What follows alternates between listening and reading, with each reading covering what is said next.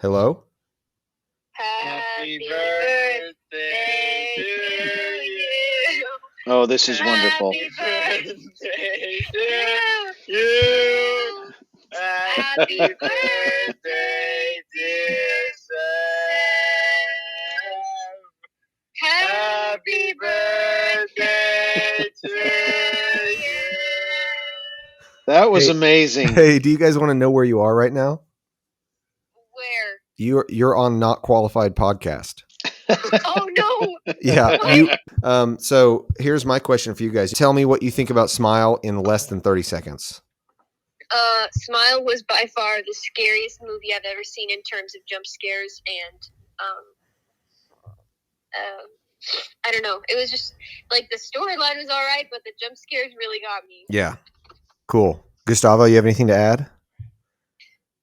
They got really nice smiles, I'd say. Yeah, they smiled really big. Smile. Yeah. Yeah, hey, really Yeah, nice big they smile. really nice teeth. They must have a good dentist.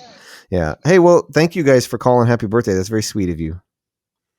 So Yes, that was great. Happy birthday! This is a birthday episode. thank you. Your It listeners won't go. may not know that, Yeah, it won't be uploaded on my birthday though. but it's still your birthday episode. It's still my birthday Advertise it like month. that. It's my birthday month, and you know what month it is? It's October, which we means call Spooktober. Spooktober. Boo. Yes. Ooh, I'm so scared. It's my favorite time of the year, son. You know I know. that. I know. What's my Me favorite too. holiday, Zephram? It's my second favorite holiday. What's mine favorite holiday? Oh, your favorite holiday? Yeah. It's Christmas and then Halloween, right? No, you know it's Halloween. It's Halloween and you then turd. Christmas. I know. Mine's Christmas and then Halloween. Welcome to Not Qualified. Who are you? Oh, yeah. Welcome to Not Qualified. I'm sorry. My name is Lucas Foster, and I have been around a long time, twice as long as Zephram. He is my progeny. Mm-hmm. This is my padre. Or you are my progeny. If I'm talking to you, but if I'm talking to the listener, he is my progeny. Mm. Yeah, that's Yes. kind of hard. Do you ever think? Yeah, that's hard to figure out. Mm-hmm. Yeah, who are you directing your words Who am at? I going to direct my? Yeah. Mhm. Yeah. I It guess is you weird don't to worry start about thinking that out. because you're a professional. No, I think I don't worry about it because we don't care. That's a good philosophy. I had Zachariah on the podcast last night Yes. or two nights ago to talk about Nathan For You. And he really called us out. He was like, I asked him about his favorite episode, and he was saying how he did something radical, and he actually watched some of the source material before recording a podcast. Well, that is something that is not normal. Yeah. He really roasted Although I us. guess tonight, though, if we're just talking about one movie, this is something we're we more are qualified qualified to because talk we saw about. it recently. We Yeah. saw it recently, right? Yeah. Cool. And what I'm movie glad is- to be on your show. Well, to talk thank you. about what we're talking about today. It's fun because a lot of my taste in things is because of you. So Yes. you're the reason I like You're horror movies welcome. and stuff. Yeah. So, I like to think I influenced you in music and other things too. So, hey, speaking of music, For good here's or the worse. speaking of music, here's the theme song to Not Qualified. right.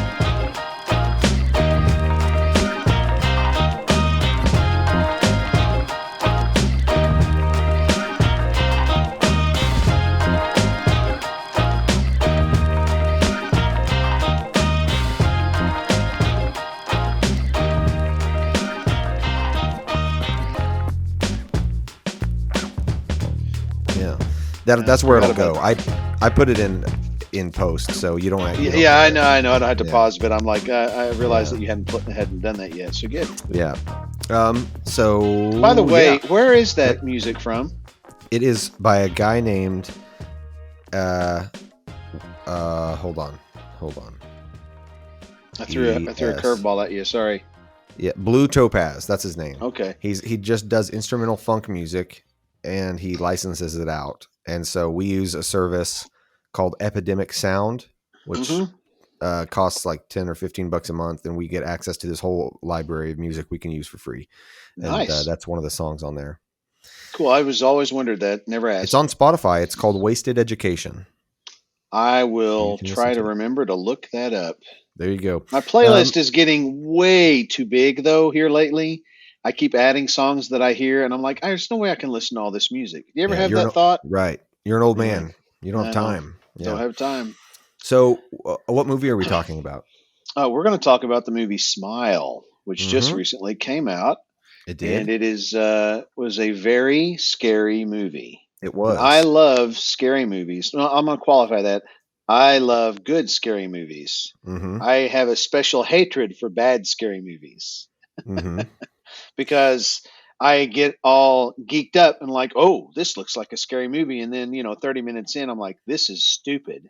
Mm-hmm. Who paid for this? So Yeah. anyway, this is one of those cases where I did not feel that way, and I felt like it was money well spent. They did a very good job on it. I agree. I did not expect this movie to be good. Actually, when I saw the trailers, I hmm thought it just looked like another generic dumb, like, I mean, there's movies that I like that are scary enough, but they're just Right. kind of dumb. And I'm like, I thought it was going to be like that, but this actually wasn't very dumb. It was actually really good. And it could have gone bad. I mean, they could have It could really have. ruined it, but they Yes. did a good job not ruining it. So I commend the filmmakers. Good job for them. Yeah. Speaking of the filmmakers, if you're listening and you're like, what movie is this? Because you haven't watched TV in the past 2 months, or like been anywhere, because this movie has been marketed a lot, even at like football games. You see that? hmm People Yes. standing in the crowd making creepy faces. Yeah. But if you haven't seen any of that, this is a movie called Smile, came out in 2022 and is directed by Parker Finn. And I looked this guy up. This is his first movie. It's really This his is- first movie? Yeah, he's made two I things. did not know that. He's made two things before this, and they're both short films. So he's done short films, but Wow. two short horror films, which I guess I should go back and watch. One is called The Hide Behind. That was 2018. And then another short film in 2020 called Laura Hasn't Slept. And that's all he's done. Wow. So, yep, Interesting. Parker Finn. So, yeah. And this movie's getting pretty good reviews. Definitely was. Interesting. Whenever Josie called, she mentioned that it was the scariest movie she's ever seen in terms of jump scares. And I honestly, that's probably true for me as well. And I don't usually like jump scares at all. I'm usually scared by, like, for example, Dad, what's your favorite horror movie ever? Well, I was going to get into that. I was actually looking at some ratings on IMDb charts to Mhm. see how this compared to other movies. Mhm. And it's only got a 6.9 IMDb rating. Mhm. Other movies that have a 6.9 rating are Hocus Pocus, the original. Yeah. I'm like, are you kidding me? And yeah, anyway, so I don't know that the people who watch this movie really appreciated what they were watching. I think You got to watch people- out on ratings like this. Yeah, it is interesting. Hold on. I'm going to pause the recording real quick because Okay. Noah's here and he is bringing me my birthday present. So I'll be right back. Oh, I'm not okay. going to hang up. I'm just going to pause it. All right. Well, I hit resume. So you go ahead and whatever. Well, I was looking at the ratings on IMDb, and I guess 6.9 is actually pretty respectable rating on their scale. Yeah. Because I was wanting to see, well, what are the ratings of the worst movies ever? And that's why I was going to these bad movies. And by the way, this this would be a great thing for you to do on your podcast if you can find some of these titles. Yeah. Some of them are very funny just reading the title, and some I've seen, like The Love Guru. That was Yeah. one that's one of the worst ever rated. Yeah. Master of Disguise with Dana Yeah, Carvey. that's down That there, one. Yeah. Left Behind. The one with original Nick or the Cage. remake I with think Nick the one with Cage? Nick Cage. Was Yeah, the one in that movie's 2014? bad. Was that the original? Yeah. Or No, was that no, Nick- that's yeah. Nick Cage. The one in the original was Kirk Cameron in the 90s. Oh, that's right. And Yeah. it's also got this movie that I was watching the video of called it's hold on, I'm looking at it. Santa Claus Conquers the Martians. Hey, that Made in sounds pretty 1964. You should look it up on 64? IMDb. And you should watch the trailer. It's very bad. That's Anyway, funny. yeah, somebody greenlighted it though, or greenlit it. I guess that's the right word. Yeah. Anyway, so yeah, so a 6.9 is not a bad rating, considering that the Black Phone got a 7. So I mean that was also pretty. And good. that's a So, great movie. We could talk Yeah, it about that was. sometime. Yeah. Anyway, but yeah, so Smile definitely surprised me. I was very entertained and very creeped out because it wasn't just, there were a lot of jump scares. Most of them were good. They were earned good jump Right. scares. There were a couple that were cheap. But I think most of them were fine. And it also, besides that, had some really creepy imagery, like just the smiles themselves were pretty creepy, but also creepy, like make your hair stand on end kind of stuff. When there's lots of scenes of people just going insane and losing it. and Yes. screaming. And when that's done well, when it's done bad, it can be really cheesy and annoying. But when it's done well, like it was here, it really does kind of make your hair stand up when you just see people losing it and going insane. Yeah, there was. Sorry, I jumped in there. There was a sense of I likened it unto when the first time when I watched The Silence of the Lambs. Mm-hmm. When I watched that show in the theater, it had the feel of the movie, the way it was shot and the way it made you feel as the viewer. You're kind of going into the shoes of this, this FBI agent, Mm-hmm. who's investigating all this stuff going on, and the scenery and the emotions that were on display and the characters that were also, locked up with Hannibal at the time. All Mm-hmm. that, you never knew what to expect, and you never knew what kind of crazy you were going to see, and it had a very Mm-hmm. sinister feel the whole time through that. I mean, even towards the end, it was still had this sinister feel, and I Mm-hmm. felt that way when I was watching this movie.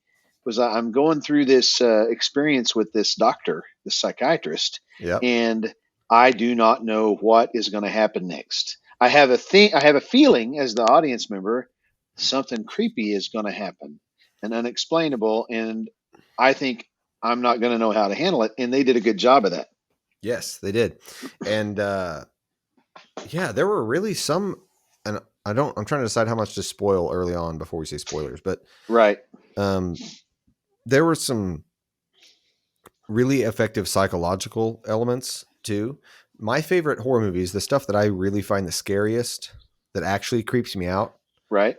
is psychological stuff, not Yes. necessarily just in your face, bleh. Because, like, for example, um, movies that are often hailed as being really scary that I think are good, they're solid ghost stories, Hmm. but are not actually very scary. One is The Exorcist. I actually Hmm. really like The Exorcist. I think it's got some cool themes and cool creepy scenes, but it doesn't really make me feel very scared. And the same thing with a modern example would be The Conjuring. Hmm. Um, it's a cool story, and I think the movie, the first one at least, is pretty well made, but it doesn't really scare me because it doesn't mess with your head too much. Movies that really scare me are like Oculus, movies where you don't know what's real, or like In the Mouth of Madness really creep me out. Yes. But actually, a great example of the kind of stuff that creeps me out the most is so my favorite TV show ever probably is The Twilight Zone. And The Twilight Zone, even still, watching one episode of The Twilight Zone sometimes will creep me out more for days than a really intense horror movie, just Hmm. because it makes you don't know what's real. It really gets into your head and makes you feel uneasy. Even when it's not scary, it's more unsettling. So that kind of stuff is what gets me. And this movie did have some of that I thought was really good. Like there are points I'm thinking of the birthday party for the little kid, that scene, Yes. with It was the, very. you It don't know was what's real. You don't right. know what, and you feel like her, you're losing your mind. She's losing her mind and doesn't know what this thing is that's attached itself to her and is making her see things and is making her do things that she didn't do. That is what really gets me, is when it messes with your head like that. Yeah, and it started off that way too, with her talking to a patient, and her Mm-hmm. being this person that works in an ER that's Mm-hmm. dealing with this psychological trauma and trying to bring these people back to a sense of reality, right? Using all of these techniques, and then you slowly start to see things unravel for her, where all the things she says to these patients now no longer apply. Right. And it's almost like I didn't know what I was talking about as the psychiatrist, because now this is real, or twist, maybe it's not real and maybe I'm just going crazy, right? You don't never really know, really, throughout the whole movie, is this real or not? I mean, Right. I mean, I don't know if we want to spoil it to say that you still don't know at the end. I don't know if that's a spoiler, but I mean, you really don't. Right. Kind of even at the end, you don't know what did I just watch. But it Exactly. was just like and even in the trailer, the parts I saw that I say I'm going to see that again in the movie. I didn't think I would be scared once I saw that scene in the movie, Right. but when I saw it again in the movie, it was just as creepy as when I Yeah. saw it in the trailer, which was a very good. That shows that the director does a very good job of taking you along this story that you can get scared again. Like the main thing I'm thinking of is when she's walking down the hallway of the hospital by the guy's room, and we just see him smiling in the background. right? Mm-hmm. I don't think that's much of a spoiler No, I to think. tell people at this How point. about from now? Let's just say from here on out, spoilers for the whole movie. So if you haven't Yes, seen it, yeah, click right. away. Click All away. right, now But you I can mean, say what you want. the idea was that when I saw it in the trailer, I said, "Wow, whoa, that was weird." And then Yeah. when it happened in the context of the movie, it was actually scarier because you had Yes. the ambiance and that Yeah. sinister feeling to go along with it. And at that point, she was halfway through her journey, right, to Crazyland, and Mm-hmm. we saw it, and I'm like, and then it wasn't there, and I'm like, "Oh, okay, what did I just see?" And every time they can do stuff like that in a movie, I think what I like the most about scary movies is when they only give you a piece or a little bit of a picture. They don't Mm-hmm. show it. Excuse me. They don't Right. show As it soon as they enough. really show the full picture, it's not scary anymore. As soon Right. as they draw back the curtain. Yeah. And I agree with you on the whole. I've seen a lot of really, really good movies that I don't consider scary, at least not Yeah. in their whole context. And I would say that The Sixth Sense is a movie like that for me because it was scary at the beginning. But then once you started pulling for the kid and you had this emotional tie to him Mm-hmm. and Bruce Willis, which at the time you didn't know he was dead. Sorry, that's also a spoiler. But the idea is it became this, how is he going to heal this kid? How is he going to fix the kid? This is a problem. And it became more of a story about the kid and about him, you wanting him to be better, right? Yeah. And so it kind of lost the scary part. It still had the overtones, but it was more of a focus on him and his mom and how is this going to work out for them in the end. And it ended up being very sad, right? It was just a lot of good ghost stories end up being sad at the end, Right. right? And so I consider those to be more ghost stories than scary movies. Yeah. Like The That's a good distinction. Changeling Yeah. was a ghost story and it had scary parts in it, but it was sad by the time you got to the end. Yeah. This movie, there was no sad feeling at the end. This movie was scary from the beginning until the very end.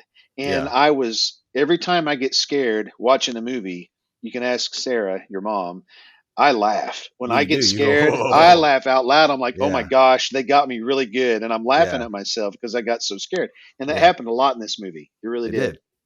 Yeah. I think seeing it in the theater helped me too. Like that got me a lot.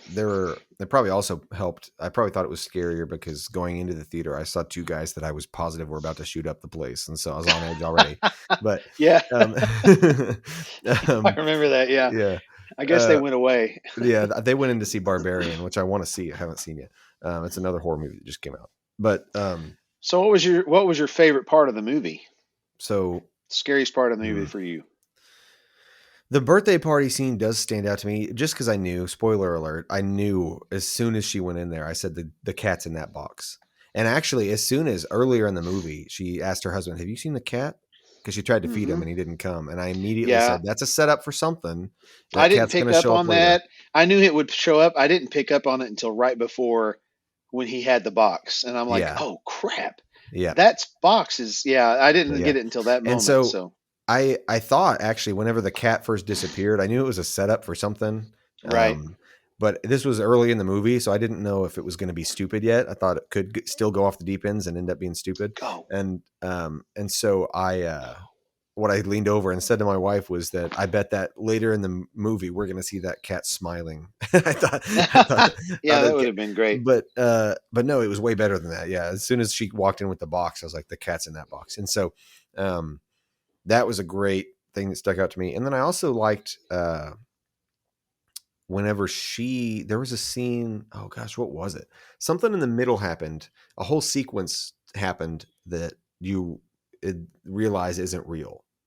And was it whenever she had the knife in her car When and she went and stabbed the guy, she went and stabbed. That's what it was. She went into the hospital and stabbed the and he patient, kept laughing at and her. he just laughed at her. Yeah, that was pretty That freaked me wild. out. And then it got weird. The doctor pulled his face off, and I was like, "Whoa, okay." Okay, yeah, that was a Yeah. little too much. At that point, But it was beyond but the reality. thing that Yeah. really got me was when she's stabbing him, he's just laughing louder and louder in her Yes. face. That kind of stuff Yeah. gets me. I'll talk a couple of the jump scares that I thought were cheap, and you have one that you'll talk about. Yes. One was just there was a transition from a scary scene into another scene, and they transitioned with a sudden car horn. because the scene they were transitioning to, she was walking across the street and almost got hit by a car, and so somebody honked at her. Right. But they start playing the sound of the car horn in the previous scene just as a jump scare. So that I felt cheap because it wasn't actually something that happened in the scene. It just like it just was only to scare you. But that actually wasn't as bad. The thing that made me mad, and this one actually, in retrospect, looking back, I kind of liked it. I thought it was pretty clever, but at the time I was just mad, was when she's going through an audio clip trying to hear a sound. You know what I'm talking about? Scanning on her computer. Yeah. I thought they tried a little too hard on that, but go ahead. It gets quieter and quieter, and she's trying to listen to this, whatever sound this is. And so as the audience, you're like leaning forward, like, what is that? What is that? Trying to hear the sound of whatever's in this audio clip. And then it just hits you with a loud scream and scares the crap out of you because you're listening so hard it got you. But then there turns out to actually be nothing in the sound clip. That was what I felt like was cheap. They did that whole thing just to make you listen real close and then hit you with a loud scream, but there wasn't actually anything in the clip. And it reminded me of those old YouTube videos when it would be like, pay attention to the car driving down the road. See if you can spot the secret. And it'd be like 30 seconds of a car driving down a country road, and then a big zombie would just pop up in the screen and scare you. In like 2007 YouTube. And that's what it reminded me of. But other than that, I thought all of them were pretty well done. Yeah. The only cheap jump scare that I remember was when they opened the cat food. And it was a close up on the cat food, and they had the sound really loud. So they all of a sudden jump to the scene where you're feeding the cat, and it's just, I'm like, come on, that's just, that's just you scaring me because it's so loud. Yeah. And it wasn't necessary. So I kind of thought that was cheap. I did have a question about the movie. Before I tell you about what I liked the most about the movie, was when she was when she was at her apartment and the doctor came over, but it wasn't the doctor. Her psychiatrist came over, but it turns out it wasn't her because the doctor called her on the phone. I forgot about that scene. Yeah. That one got me. Because that was a very scary scene. But she's being pursued by that doctor to the wall. And then it just cuts to her in a car.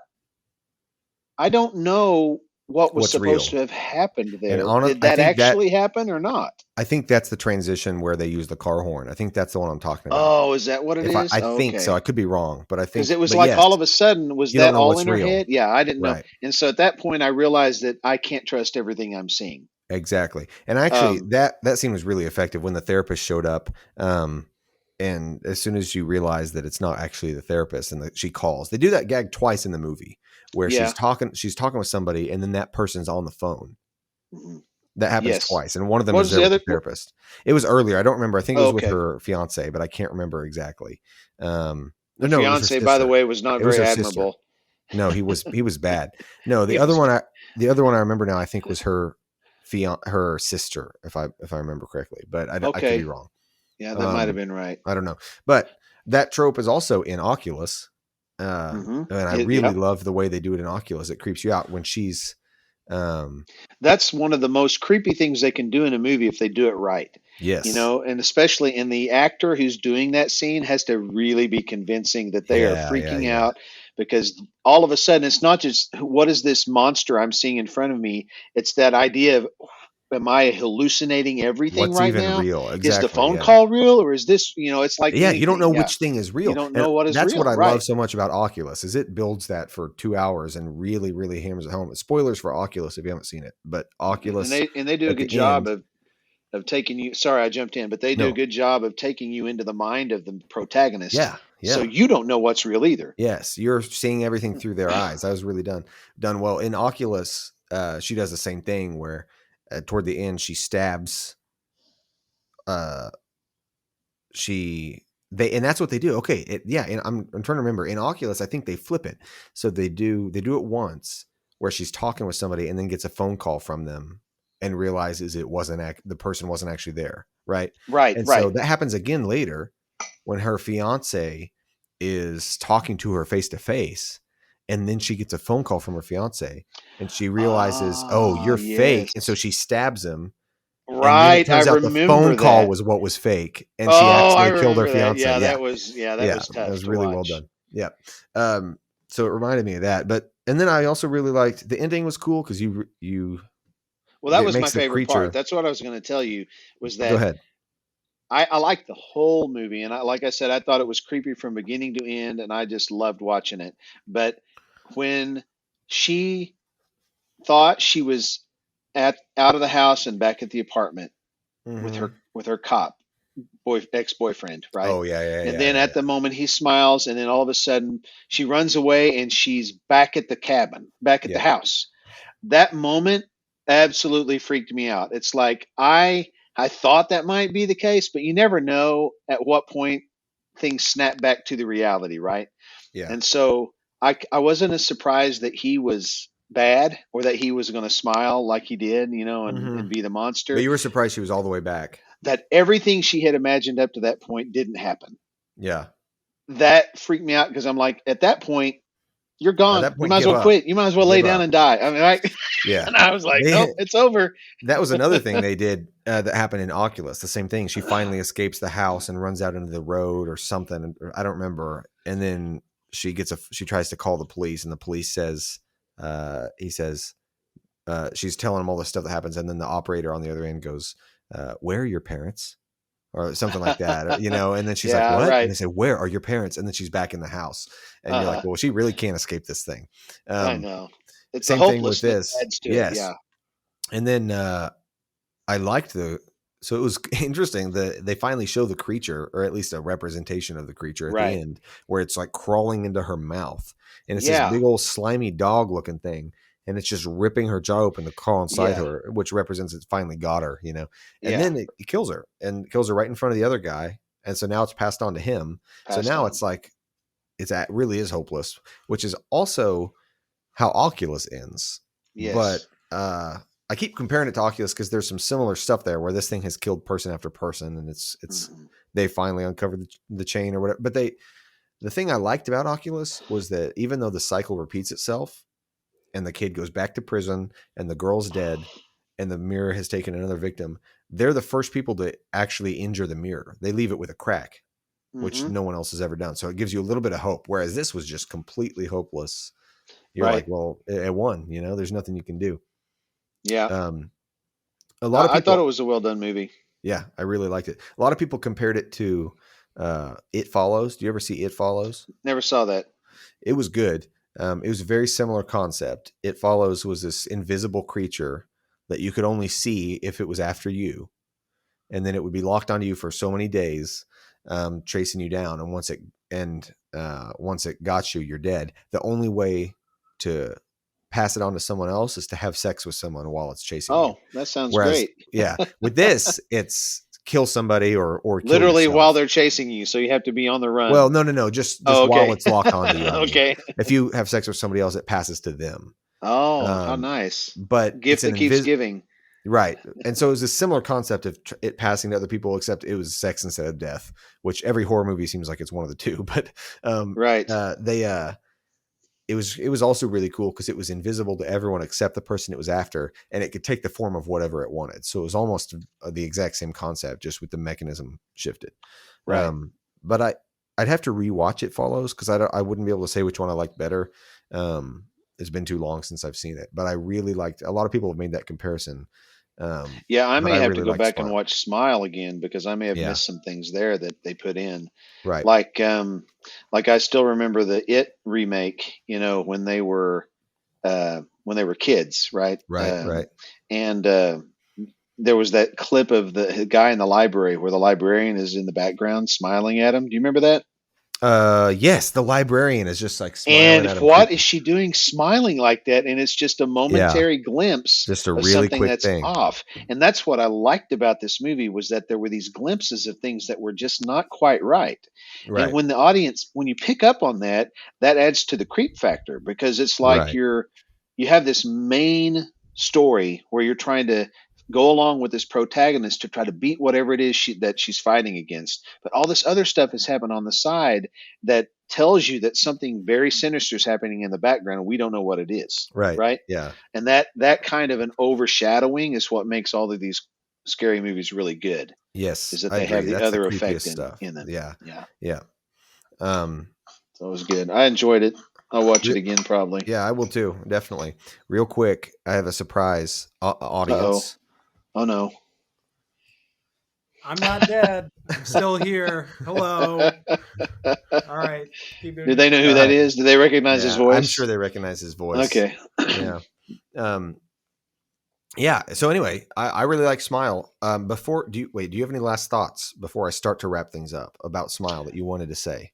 I was going to ask this. This is off the cuff, but so when they're filming this and they're making these Yeah. people smile Uh-huh. in this very weird way, how many did they ever crack up doing that and I'm have sure to they do a did. retake? I'm like, I'm sure what would they that have did. been like? Because some of I these also- smiles were really ugly. You know what Yes. I also wanted to know how much, because I'm almost positive that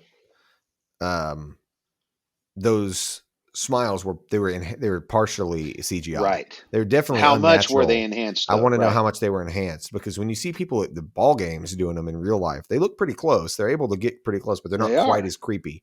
Well, 'cause- the psychiatrist of the psychiatrist, I mean, I'm pretty sure most of her smile was just her. Yeah, you're until right. They, She was the until they one switched that- up, and she Yeah. had that weird smile. But I think that's how she she was just able to do it. She was One able to thing do it. I was going to mention about that scene with the fake psychiatrist that really got me was her voice. When she starts talking, Right. she has the voice of the creature. It's this deep Mhm. voice. And the reason it's creepy is not just because it's a scary voice, right? Because like if it was just a creepy voice, it'd sound like freaking Zool from Ghostbusters or whatever its name is. You know, it wouldn't really be that scary. But they do this thing where it sounds really close in your ear, like in the microphone. It's like it's talking right next to you and really deep. And it reminds me of in Dune, in the new Dune movie, when Paul uses the voice on his mother. Voice, yeah, it was sounds very similar. similar. It's like right in your ear, and it's really quick, and it's on a slight delay from his voice, and it was a similar creepy effect. So Yeah, and one more thing I just thought of is sometimes the way they shot each scene when it was they would come in at the odd angle and it would be upside down and stuff yeah, like there was that. a lot of that. I was wondering why. I'm like, part of me thinks, well, that's a little cheesy, but actually, in retrospect, when I'm watching it like that, it puts me off. So, as the audience member, my brain is in a position to be vulnerable when I do that, Yeah. and then it makes anything they give me more effective later, right? If things are already off in the movie and the story, if they come in at an odd angle, it's going to work with my brain to say, ooh, things are weird, right? And they always do Right. that. And Hitchcock used to do that too, wasn't it? Yeah. Hitchcock that used to come in when things were weird, he would come in at an angle. When they Right. weren't, it would just be a straight shot, right? Yeah. And so I think it was an intentional way to kind of trick the brain into thinking something bad's going to happen before it happens. See what I Yeah. mean? I Yeah. thought they did a good job with that, even though it might be a little trick, you know? Yeah. That's all. No, I agree. It was good. So All right. Well, we have to, before we end, I forgot we have to give it a rating. But before right, we your can rating do that, system. That's before great. we can do that, we have to explain the rating system, and you Okay. have to give us your baseline. So our rating system it's a 1 to 100 scale, but it's Right. in reverse. So it's like 1 is the best, 100 is the worst. Yeah, but you can only have one number one. It's your number one movie ever. Best movie you've ever seen, your favorite. Number 100 is the movie you hate the most of any movie you've ever seen. Right. And then everything in between that's a sliding scale. So you can have multiple. You've seen more than 100 movies, of course, so you can have multiple on one number. So first, give us your number one and your number 100 movie ever. What is your favorite, just off the top of your head, your favorite movie, and then one that, at least, if you can't think of the one you hate the most, just a movie you hate. Well, my favorite movie, as you all know, is Big Trouble in Little China, the best movie ever made by the best director probably that ever lived, except maybe for Hitchcock. I think but John Carpenter is my favorite director who's ever lived. Even though my favorite movie is not directed by him, but he's my favorite director ever. So that's my number one movie of all time. My number 100 worst movie ever. I didn't see the movie, but it might have to be the Santa Claus Martians one after watching the trailer. That one was so bad. Just the trailer had that much of an impact on you? It's so bad. Small Wonder, by the way, is a TV show that was terrible. If they ever made a Small Wonder movie, it would be number 100. So without just off the top of my head, without remembering, I've seen a lot of bad ones. Most of my bad ones are scary horror movies that are so bad I laugh at them. So yeah. That's the thing with horror is there's a lot of great ones, but when you're playing horror roulette, you're going to get more bad ones than probably any other genre. You know what? I bet one. Exploit. I just thought of 100. I think probably Last Christmas is probably 100. Oh yeah. Oh, that movie's terrible. Yeah. So that's the baseline. Okay, so that's the baseline. If that is your number 100, Last Christmas, and your first is Big Trouble in Little China, then give Smile a number. I'm gonna say Smile's a 24. Okay, solid. Because good. I like scary movies, and if they really have me going, then they're going to be in my top 25. Yeah. I didn't even think of a number beforehand. I'll say like, oh gosh, hold on. First, I got to look at and do some math in my head. So if I got that's 1 to 10, that's 1 to 20, then the number. I'm thinking because I've seen like 700 movies on my Letterboxd account. That's what I Right. have ranked. And if I'm thinking the first 100, if I'm doing that by tens, okay, I'm gonna give it 30. Smile's a 30. Okay. Yeah, that's pretty good rating. Yeah. And I know that your rating system, you have a lot more movies in the top 10. Your top 10 has actually got a lot of movies in it, so it's not just 10 movies. Well, Yeah, because we've so seen that's more how- than 100. You can have Right, as right, many right. as you want on any number. So as long as you it's- have to just rate it, how low or how high I would rate it, and Yeah. that's I about think of where it. it fit. I try to think of it in terms of stars. If it's a 5-star movie, it's going to be Right. 1 through 10. If it's a 4.5-star movie, it's going to be 10 through 20. If it's 4 stars, it's going to be 20 Yeah, through 30. this was a solid 4-star so movie this is for a me. 4-star movie. Yeah, so that's why I put it at 30. I would put this would be where The Ring would be for me too. I like Mhm. The Ring a lot, and I thought that it was the same kind of a scary movie. So Yep. we didn't talk about The Ring, but we can on another episode That's maybe. true. We can. That's a great one. Okay. Anything you'd like to say before we tell everybody goodbye? No, it has been a pleasure to be on your podcast. I do expect to be asked back when you want to do your Big Trouble in Little China episode. though. Absolutely, you will be.